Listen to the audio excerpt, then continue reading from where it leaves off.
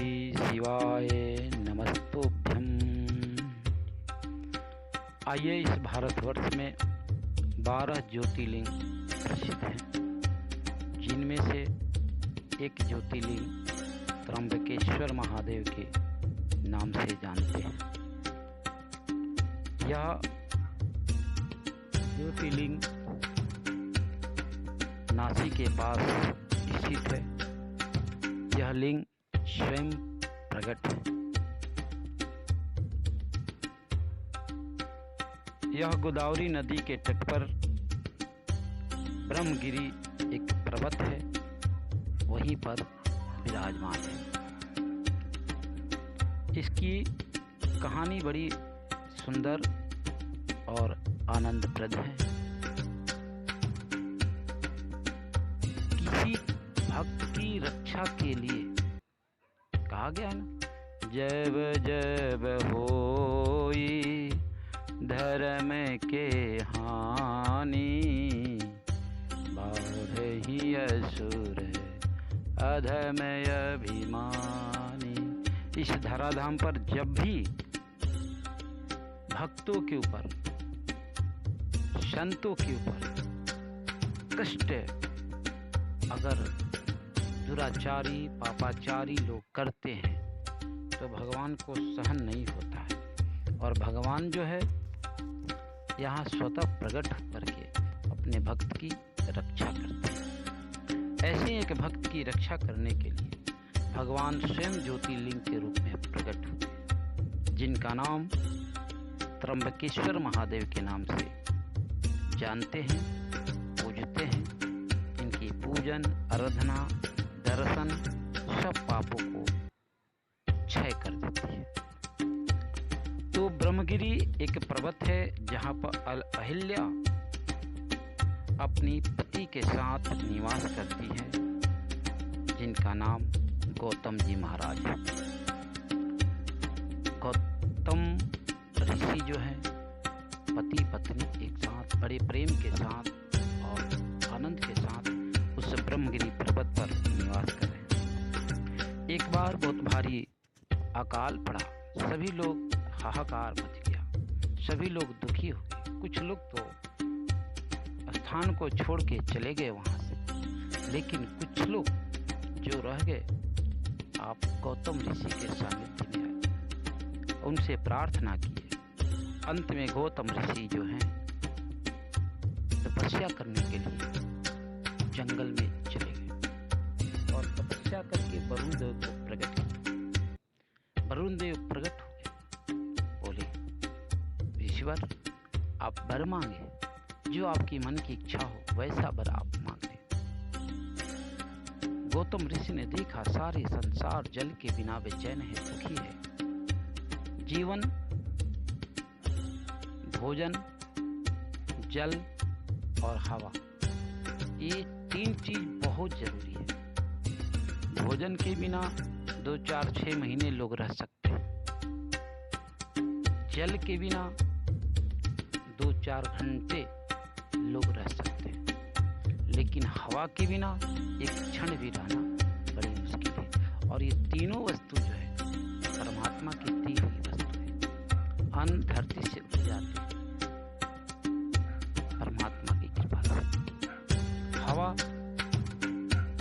प्राकृतिक पवन देव की कृपा से मिलता है।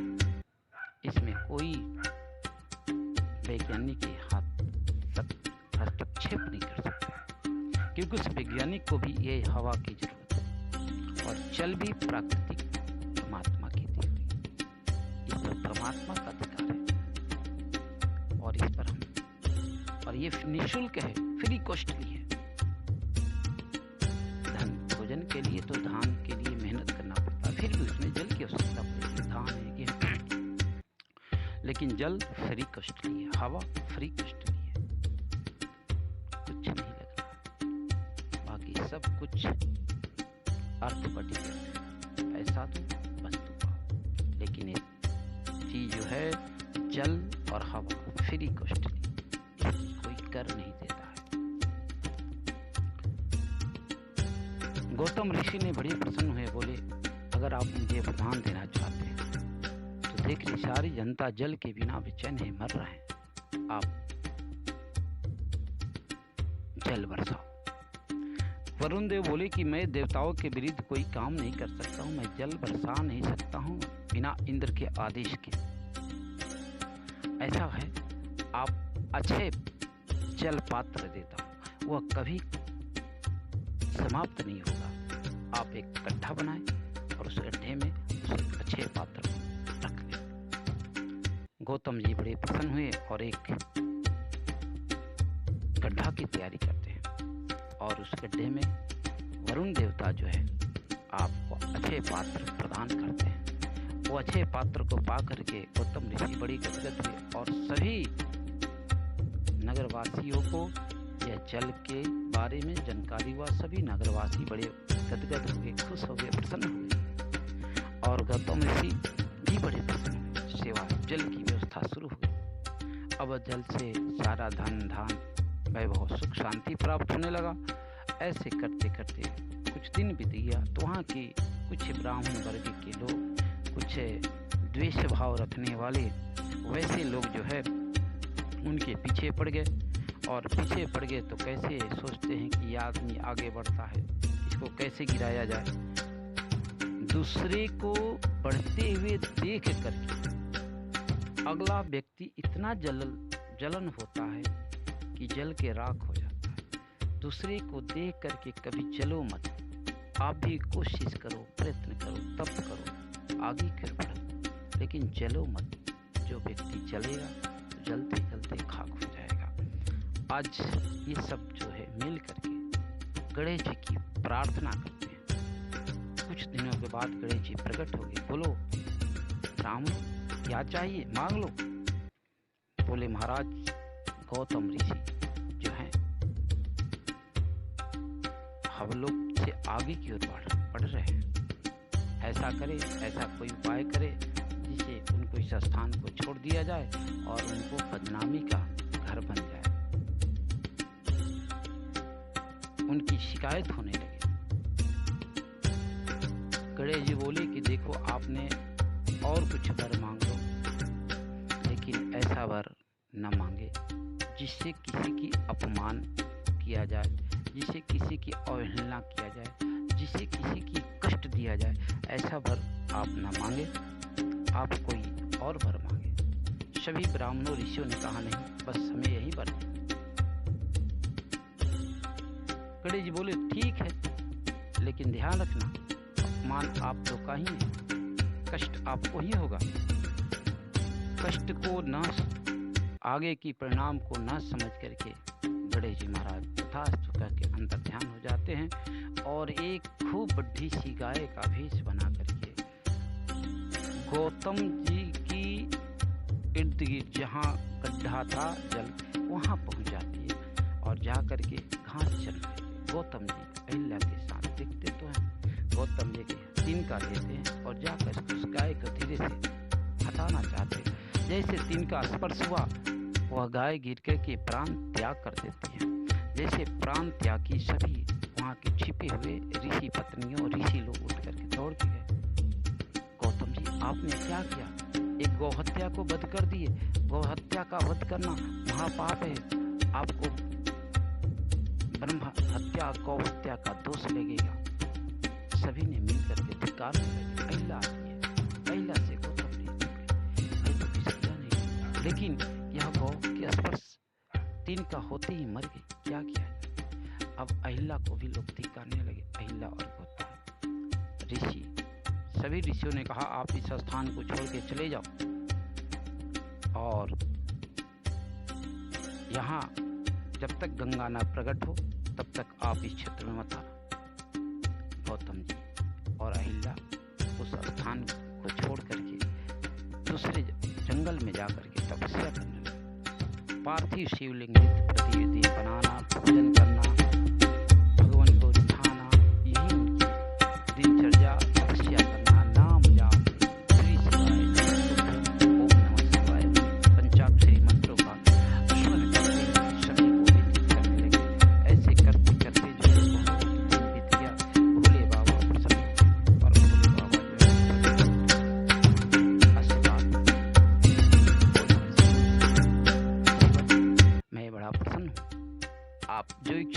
वर मांग लो। गौतम ऋषि भगवान के स्वरूप का दर्शन करते हैं और दर्शन करके उनके चरणों में मस्तक हाथ जोड़ के प्रार्थना करते हैं, अगर प्रभु आप कुछ देना चाहते हैं तो आप गंगा को मुझे प्रदान करें, जिस गंगा से यहाँ के सभी लोग पवित्र हो जाए, उनका यश कीर्ति बढ़े, पाप का क्षय हो।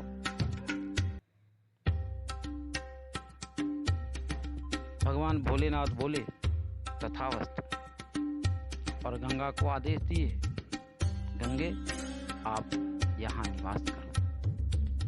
गंगा जी ने कहा, प्रभु मैं तो यहाँ निवास करूँगी, लेकिन मेरी भी शर्त है, आप जो है यहाँ आप भी निवास करें। बहुत बार प्रार्थना करने के बाद गंगा जी के साथ मेरे प्रभु भोले बाबा वही ज्योतिर्लिंग के रूप में प्रकट हो जाते हैं। बोलिए त्र्यंबकेश्वर महादेव की जय।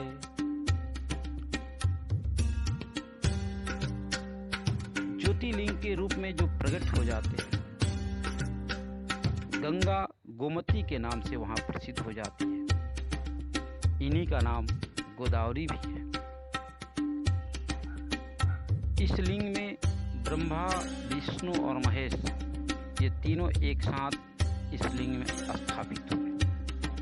यहाँ पर 3 पर्वत भी हैं। ब्रह्मगिरि पर्वत जो शिव जी का स्वरूप है, नीलगिरि पर्वत जो माँ अंबिका देवी का स्वरूप है, और गंगा द्वार जो गंगा जी की मूर्ति के माध्यम से वहाँ जो टप टप जो जल गिरता रहता है निरंतर भगवान भोलेनाथ के चरणों पर, ऐसा पवित्र यह स्थान हो गया। कहते हैं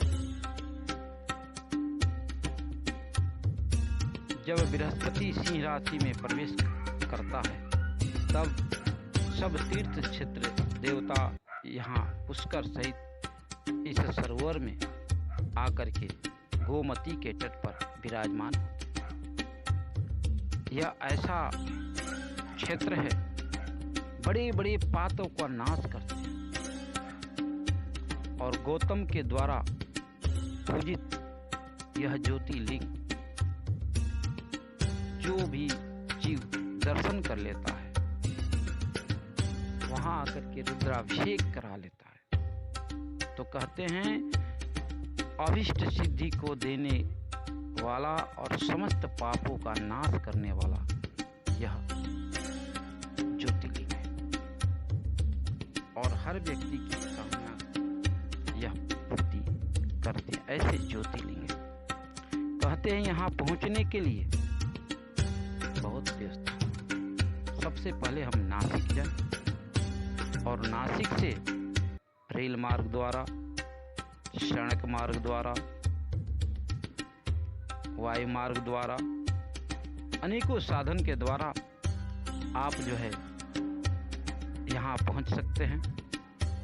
और वहाँ जाकर के गोमती में, गंगा जी में जाकर के स्नान करें, और स्नान करके भगवान के ज्योतिर्लिंग स्वरूप का दर्शन करें, यानी त्र्यंबकेश्वर महादेव जी का दर्शन करें और अपने जीवन को धन्य बनाएं। यह पावन पवित्र स्थान सब जीवों के कल्याण करने के लिए भगवान समय समय पर यहाँ प्रागट लेते ही रहते हैं। पूरा विश्व, पूरा भारत कोई न कोई किसी न किसी रूप से अपने प्रभु के आराध्य करते रहता है। और ऐसे भी कहा गया, जहाँ धर्म है वहीं धन है। धन की आकांक्षा करने वाले व्यक्ति को चाहिए कि रुद्राभिषेक अवश्य कराए। विधि विस्तार के साथ समय मुहूर्त को समझ करके, जान करके। नहीं तो कभी कभी ऐसा भी होता है कि रुद्राभिषेक तो कराते हैं, लेकिन वह रुद्राभिषेक फलित ना होकर के उसका परिणाम गलत भी निकल जाता है। तो सावधान रहे, अच्छे मुहूर्त ब्राह्मणों के पास जा करके और शुभ मुहूर्त, शुभ बेला, शुभ घड़ी में आप रुद्राभिषेक अवश्य कराएं। साल में जितनी बने अवश्य कराएं, प्रणाम देंगे। बड़ा सुंदर। जय श्री नारायण। राधे राधे।